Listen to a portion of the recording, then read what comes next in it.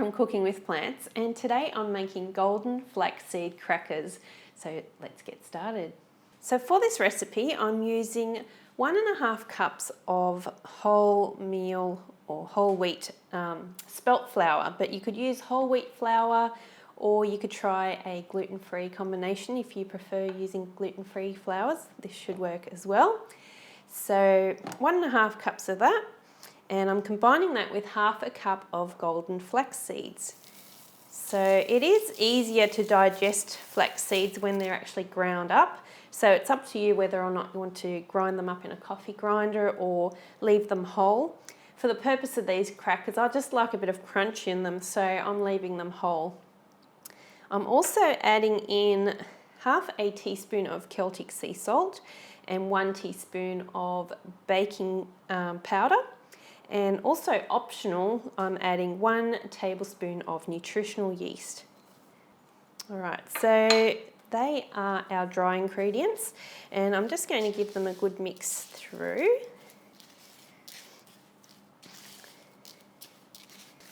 So this is just a base recipe. You can add any flavors that you like. You could add some herbs, dried herbs.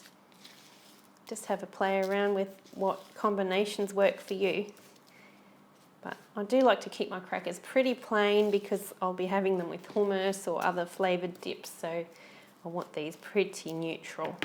Okay, so now I'm going to add in 1/2 cup of almond milk. Again, you could use any plant-based milk that you prefer.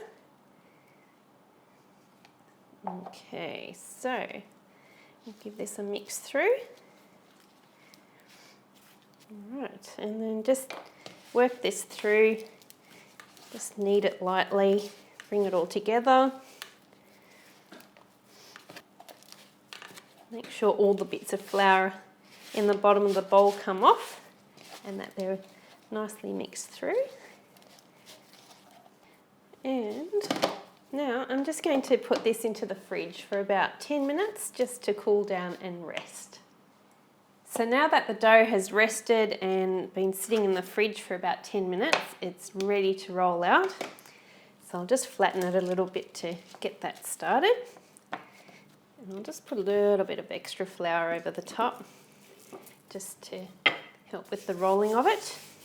Okay, and dust that a bit. And then just try to roll this out as flat and evenly as you can. Now this parchment paper I've cut to size so it will fit on my baking tray. And I've just got it on a wooden board just to make it easy to transfer once it's rolled out.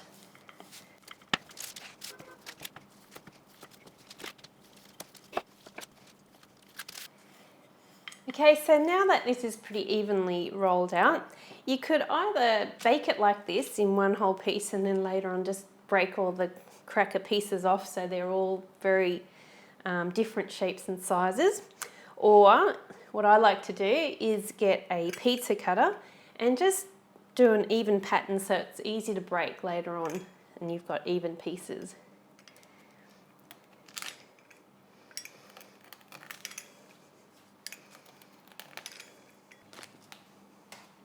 Okay, now that this is all scored and ready to go, I'm just going to sprinkle some sea salt over the top.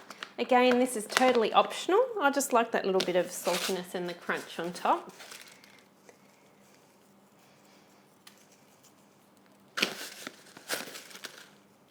Okay, and what I'll do now is just lightly roll over this with my rolling pin, just so that salt sticks to the crackers.